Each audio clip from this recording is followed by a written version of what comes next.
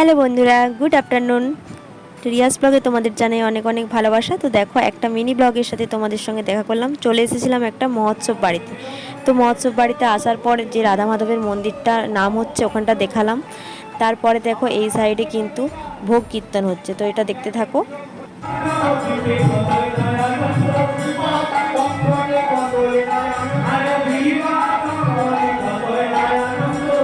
তারপর চলে এলাম খাবারের টেবিলে। প্রথমেই ঠাকুরের প্রসাদ দিয়ে দিয়েছিল, তারপরে পোলাও ছিল। তো পোলাওয়ের সাথে দিয়েছিল পনির, তারপর সাদা ভাত, ডাল, পোস্ত, শুক্তো এই সমস্ত ছিল।